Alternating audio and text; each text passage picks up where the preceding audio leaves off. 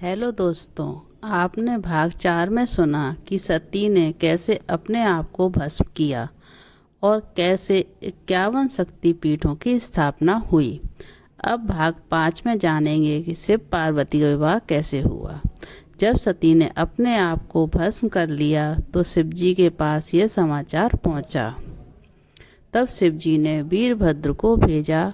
उन्होंने वहां जाकर यज्ञ विध्वंस कर डाला और सब देवी देवताओं को यथोचित फल दिया। सती ने मरते समय शिव से यह मांगा कि हर जन्म में मैं आप ही मेरे पति हों। इसी कारण उन्होंने हिमाचल के घर जाकर पार्वती का जन्म लिया। जब से पार्वती हिमाचल के घर में जन्म, तब से उनके घर में सुख, समृद्धि और संपत्ति छा गई। पार्वती जी के आने से पर्वत शोभायमान हो गया। जब नारद जी ने यह समाचार सुना, वह हिमाचल पहुँचे।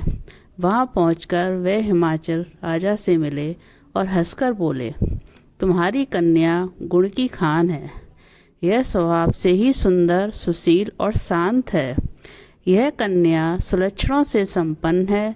यह अपने पति को प्यारी होगी।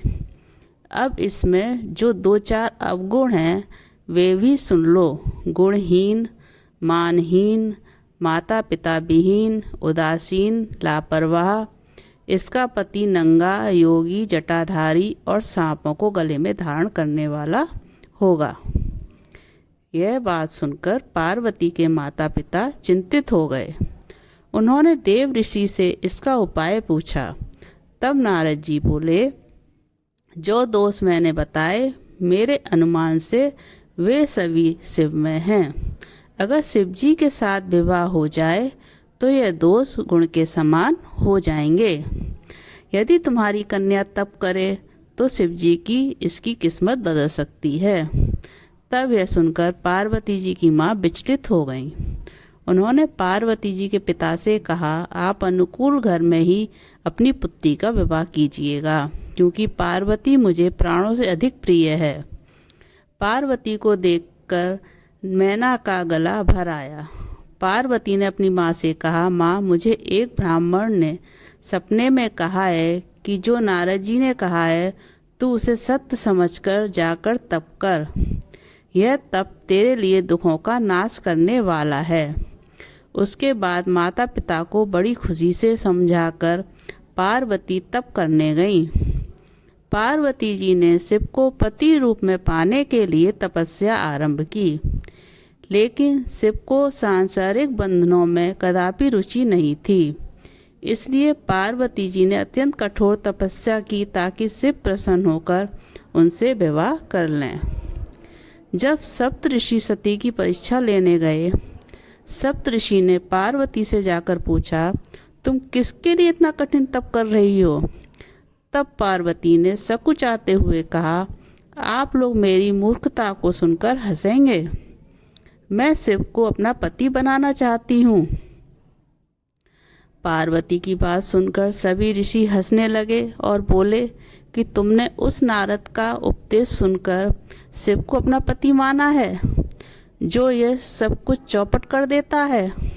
उनकी बातों पर विश्वास करके तुम ऐसा पति चाहती हो जो स्वभाव से ही उदासीन, गुणहीन, निरंजन, बुरे वेश वाला, बिना घर वाला, नंगा और शरीर पर नाग को धारण करने वाला। ऐसे वर के मिलने से कहो तुम्हें क्या सुख मिलेगा?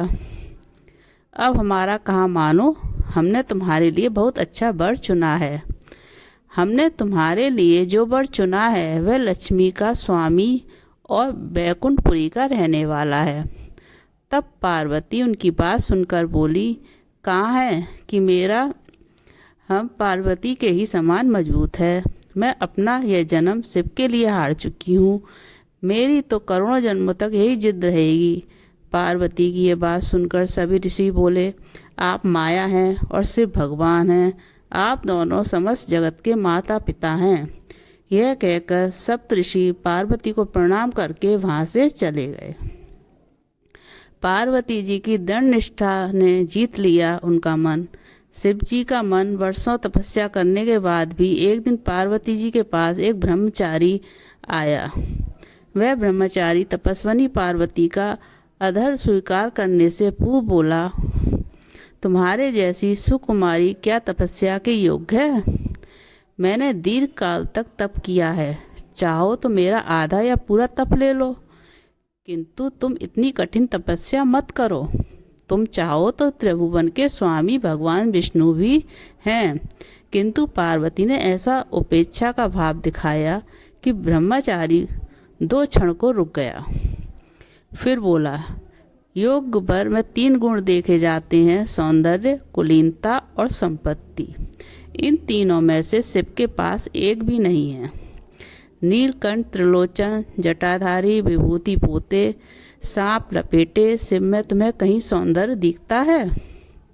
उनकी संपत्ति का तो कहना ही क्या, नग्न रहते हैं। बहुत हुआ तो चर्म में चमड़ा लपेट लिया। कोई नहीं जानता कि उनकी उत्पत्ति कैसे हुई। ब्रह्मचारी पता नहीं क्या क्या कहता रहा, किंतु अपने आराध्य की निंदा पार्वती को अच्छी नहीं लगी, अतः वे अनंत जाने को उठ खड़ी हुई। तब से उनकी निष्ठा देखकर ब्रह्मचारी रूप त्याग कर प्रकट हुए और उनसे विवाह किया।